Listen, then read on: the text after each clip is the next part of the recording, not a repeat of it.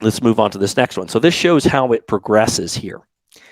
And yeah, let's look at this. So I talked about before how plaque forms. And you'll see here, this all starts with endothelial dysfunction. All right? Just like we talked about in this slide right here. Damaged endothelium. Okay, that's what starts the whole process. So it gets damaged, and you can see it takes it goes through stages, foam cells, fatty streaks, intermediate lesions. It takes a little while, but you see it starts to build this stuff up here. This calcification keeps building up, and it can get really severe, right? Look how much less blood flow can get through at that point. I mean, it can't help but affect your erections. And it's also very dangerous, right? This stuff is dangerous. It's from chronic inflammation in there, from whatever source it's coming from. Okay, and it's the inflammation affecting the endothelial cells that make this happen. That's the important concept to get in your head here. Okay. Let's look at this from a more, once again, bird's eye view, a big view here. And let's look at how the blood flow is going to the penis. And once again, this process that I just talked about can happen in any blood vessels. It can be multiple blood vessels. So any of these blood vessels we're looking at here could have plaque in it, okay, affecting its blood flow. And I mean, you can't see the heart here because it's covered under the chest.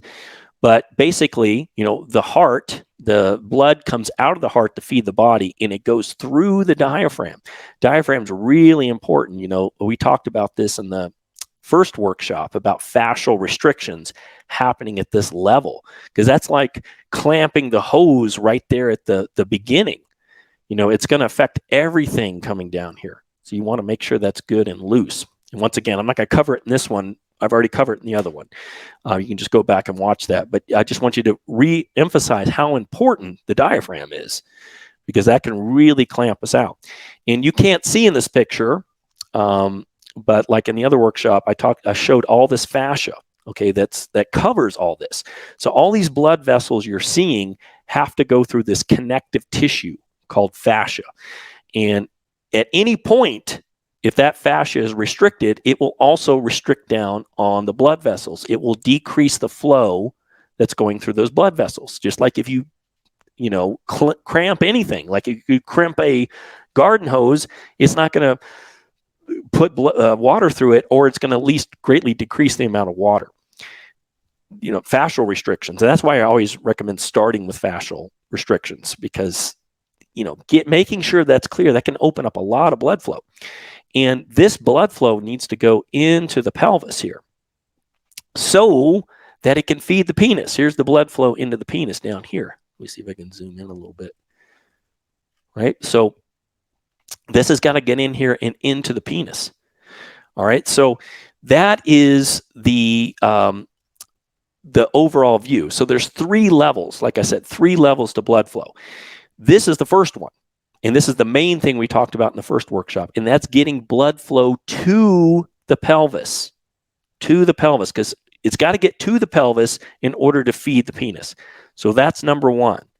Number 2 is it's got to get blood flow in the penis itself, okay, because these can all be restricted too. There could be restrictions in here. So blood flow in the penis, and then it's got to stay in the penis. Okay, we're going to talk about venous leakage in a minute here, where it can just leak out. It's got to actually stay in there. So all 3 of those levels have to be covered in order to get great erections, from blood flow. Blood flow is not the only thing when it comes to erections. Once again, it's ecosystem. There's biochemicals, there's all kinds of other stuff involved, arousal, all kinds of stuff. But blood flow is a critical factor. You have to have it. Okay, it's not like this is optional. You've got to have this, and it has to be working at all 3 levels for you to have really great, solid stage 4 erections, and for those to maintain, to last. Okay, okay, let's. I hope that's clear. Now, I'm going to bring this slide up here, is that the coronary artery disease, heart disease, okay, same thing. It's mainly plaque we're talking about. Okay, that's the main thing I'm talking about with blood flow today, is the formation of plaque, which happens through the inflammation of the endothelial lining. And coronary heart disease is just when you're having plaque inside of the heart itself.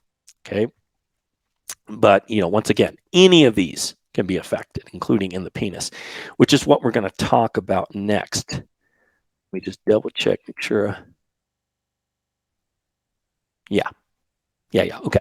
So, let's move on here. So, blood flow into the penis itself. Hey man, I hope you got a ton out of this segment of the BFAI Blood Flow Alpha Inhibitor video series, where we are diving deep into overcoming this insidious alpha inhibitor that is blocking our birthright of having natural, long-lasting, stage 4 rock-hard erections. If you'd like to get free access to the entire BFAI Blood Flow Alpha Inhibitor video series, make sure you click the link in the description of this video to register for free access to all of these life-changing videos in this series, along with some other surprise bonuses. Also, if you like this video, make sure you hit the like button, subscribe button, and turn on your notifications bell so you get all of the future value-packed videos just like this that I will be releasing for you to help you be the best version of yourself and have natural stage 4 rock solid performance. I will see you tomorrow in the next BFAI Blood Flow Alpha Inhibitor video.